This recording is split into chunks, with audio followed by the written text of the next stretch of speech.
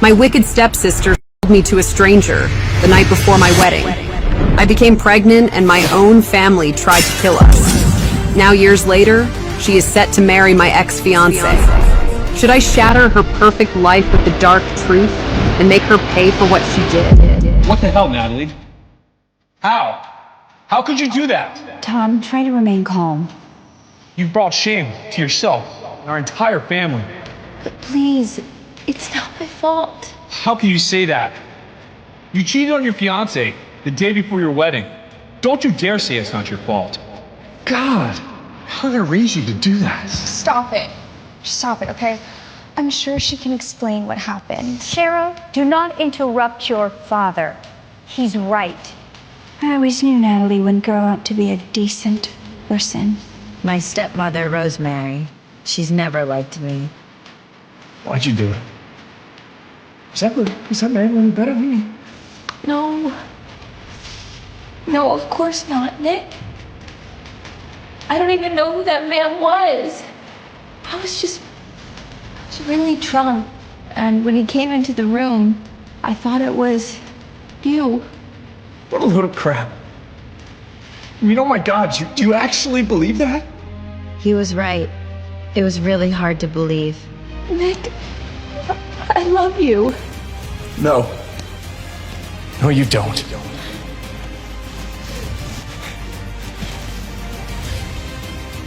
The wedding's off. Nick! Wait, calm down. Honey, don't go after him. You would have done the same. I need to talk to him. Cheryl, please help me. I need to figure this out. It's not my fault. Believe me, please. I believe you, honey. Of course I know you're innocent. Because I set you up. What? I remember that while I was sleeping, a man came into my room. I was absolutely sure it was Nick. Oh my God, sis, what a nightmare. Cheating on your fiancé the night before the wedding? I would have never pegged you for that. Cheryl, I don't understand. You set this up? How? It's really simple. We partied hard all day yesterday, and when you weren't looking, I put sleeping pills in your drinks. And then I led you to another room, and I told you that Nick was waiting for you, and you didn't even question it. I don't understand. Why did you do this to me? Because I want Nick. This is a shock. My stepsister is in love with my fiancé. I can't stand the thought of you being happy with him, and I would do anything to have him. Stop it! Let go! You're hurting me! Girls, what's going on in here? Natalie, get off her! Are you crazy? But she set me up! How dare you accuse my daughter? You are just as vile as your mother was. But she just confessed to everything. Right before you walked in. Why are you slandering me? We're sisters. Tom, do you hear what your daughter is saying? From now on, you're no longer my daughter. What? What do you mean? Dad. You disappointed me twice today. You're no longer worthy of this family. Pack your things and get out. That day, I lost everything. They kicked me out of the house and forced me to leave the country. My father told me I was no longer welcome. At that time, I was well aware of what I had gotten myself into. But one question kept nagging at me. Who was that man I was with that night? Wait. What did you say? Is this some sort of a joke?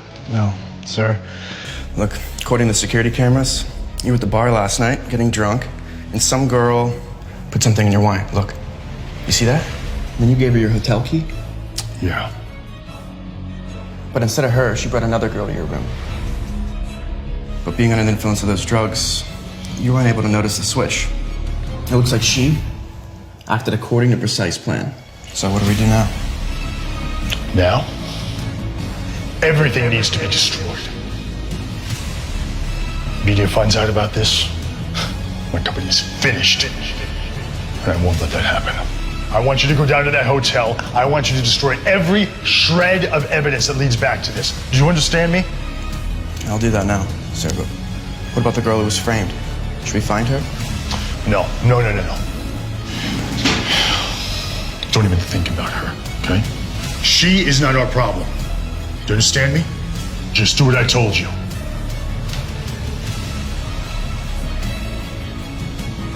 I just hope I never see her again.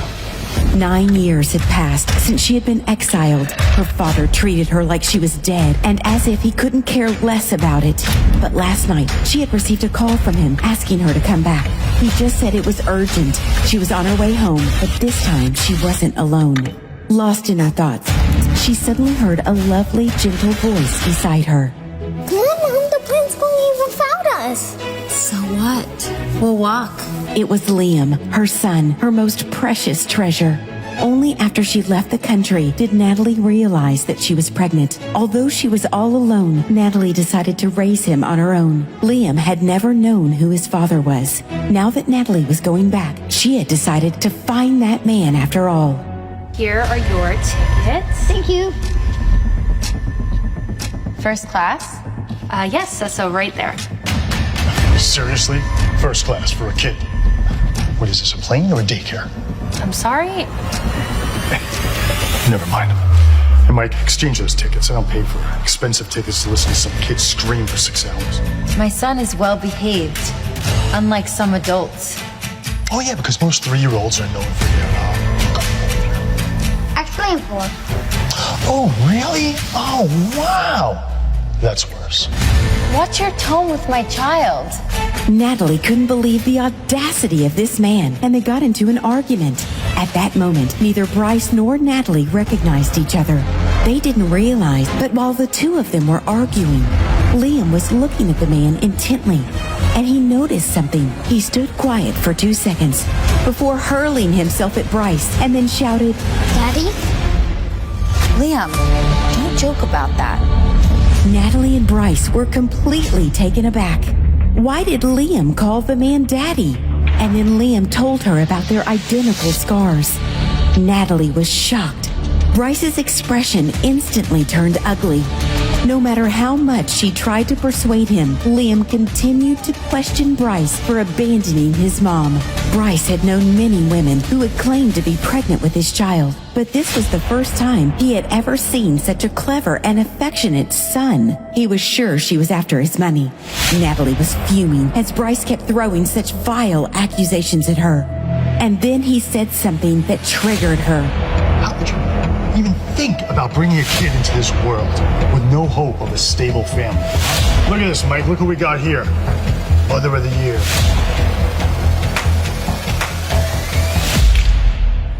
How dare you speak to me and my son like this? I guess you're the right. You think because you're rich, you're better than me? Well, you're not. Come on, Liam. Natalie ignored the fuming man and went on her way. No woman had ever put Bryce in his place before. They were all infatuated with his strength and authority. But for the first time, he had met his match, and he was amused by her. But they had no idea that their fates were already intertwined. But a few hours later, none of this mattered. Natalie was returning to her hometown without a clue of what had happened there. As she led Liam out of the airport, she bumped into Cheryl and Nick, who had come to pick her up, and the fog started to lift. Hey, Natalie! Finally! We've been waiting for you! Cheryl held Nick's hand and smiled, leaning on his shoulder. Natalie thought that she no longer felt anything for them. But after seeing this, the hatred in her heart skyrocketed. Her stepsister and her ex-fiancé were getting married. Hey, mister, you dropped this. Did it drop or did you pull it? You're so young and you're already stealing. Where are your parents? Liam would never take something from someone. He was just giving you back your wallet. Unless this is one of your ugly schemes. Before Nick and Cheryl could humiliate them further, Natalie jumped in to say that Liam was her son. Their shock was evident. Cheryl had countless questions in her mind. She hadn't even heard that Natalie was married. So where had he come from? Wait. Don't tell me you cheated on Nick, had him after. That's just pathetic. Nick, who had been standing beside his fiancée without saying anything, called Liam illegitimate. If you say that again, you'll get a second one. The slap was loud and clear. That goes for you too. How dare you? You think just because you're a woman I won't do anything to you? Don't touch my mom. Nick was already furious, but now his rage increased. It's your mom's fault that you have to grow up without a father. And you're calling us bad? Great parenting skills. Hey, sweeties. Hey, hi. We're looking for you everywhere. Nice getting right. Dad! Hey, little man. Oh! When Liam saw Bryce, he hugged him excitedly. Natalie hadn't expected the man who had been so rude to her to actually help her. When Liam said daddy, both Nick and Cheryl froze. They had thought Liam was illegitimate, the son of Natalie and that other man. They hadn't expected her to actually find a man abroad, let alone one who looked rich and important. Natalie didn't know why he was helping her, but she took his cue and grabbed his arm. Cheryl stood at his side, her face filled with undisguised jealousy. How had Natalie gotten involved with such a man? Thanks for your help. Yeah, those two are mean. I just didn't like what they were saying, that's all. Yeah, thanks, Dad. Natalie shushed him. She didn't know why he believed this man was his father, nor did she know how to explain Bryce's actions. She explained to Liam that this man had only stepped in to stop those mean people from bullying them, but Liam wasn't backing down. Liam, stop it. You can't just call someone dad. Why not? It's him. Liam. Okay. To have a baby with a woman, she has to be at least a little bit attractive. And, that's not your mom. These words stabbed Natalie's sore spot. She had been grateful to him for saving her, but now it seemed there was no difference between him and Nick. Stop the car. She didn't want to say anything else. Bryce looked at her in confusion. When the car stopped, she got out, removed their luggage, took $100 from her wallet, and threw it on the car seat. It's for the ride. Thanks for your help. I hope I never see you again. When was the last time a woman had spoken to him so bluntly? Not even when he was being rude to them. He gritted his teeth and gestured to the driver to drive. Natalie didn't go straight to the family home after getting out of Bryce's car. Instead, she took a cab to another place. Natalie, is that really Granny? Natalie quickly stepped forward to hug her granny. Her heart warmed and her eyes filled with tears. Hello, sweetie. What's your name? Hi, I'm Liam. Her grandmother was the closest person in the world to her. Naturally, she was overjoyed to see her precious granddaughter and delighted to meet Liam.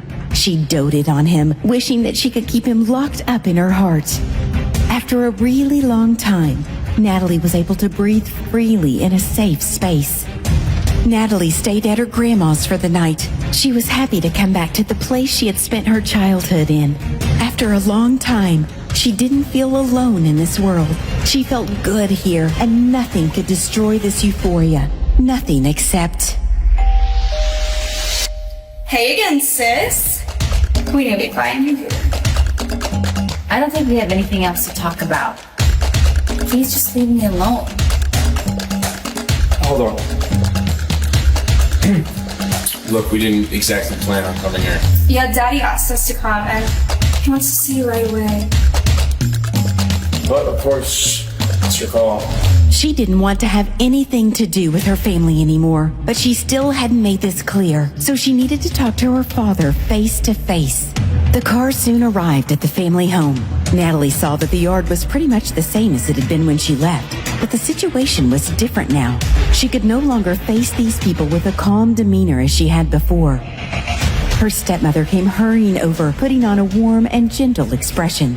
How was your flight? Are you hungry? Say that. I know you don't like me. Is that a way to talk to your mother?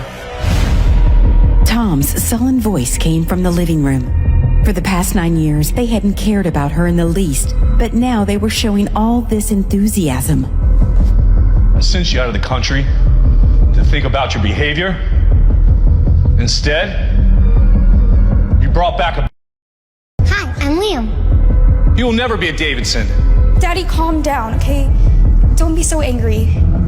The kid is not the one to blame. Besides, he's your grandson. She purposely emphasized the word grandson because she knew this would make Tom even angrier. No one knew what it had been like for Natalie to be exiled abroad. She had been so poor before Liam was born that she sometimes had no money to eat and nowhere to sleep. But no one had called her to ask if she was doing okay. And now they had the audacity to reject her son. Liam is my son. I don't care if you accept him or not. I only came back because you called me. I'll go to the engagement party. But I'm leaving as soon as it's over. She had worked hard to rise up as a fighter. She had stopped caring what other people thought of her. Natalie was expressionless as she looked at her family. The bitterness in her chest bubbled up, but she forced it back down. She had thought her father might react like this, but when she saw it in person, she couldn't help but feel pain. She had no feelings about all this but disgust, so she casually agreed and then turned around and left with Liam. She left the home that she had lived in for 20 years without a shred of nostalgia. But on the way out, she was stopped. Natalie, wait. What do you want? Did you come out here to insult me even more? Look, I gotta ask you something. What did you mean yesterday about Cheryl's another ugly scheme? What? She hadn't thought he would remember the words she had used in anger. I mean, what gives you the right to say that about her? You were the one that tried to deceive me behind my back. Are you done? Listen to me. Never bring up what happened back then. It was a setup. And you just walked away without asking a single question. After all those years together, you didn't trust me. All this while, Nick hadn't taken his eyes off Liam. He was clearly affected seeing Natalie in the arms of another man yesterday. After all, they had been together for many years before Nick decided to call off the wedding. He still somewhere had feelings for her. Wait, hold on. What do you mean you were set up? Natalie, answer me. What do you mean you were set up? Will Nick take Natalie back after uncovering Cheryl's evil secret from 9 years ago? How will Bryce react when he learns it was Natalie he slept with on that fateful night? Will Natalie allow Bryce anywhere near Liam after discovering he is Liam's father? To listen to the full audio series, install the Pocket FM app now.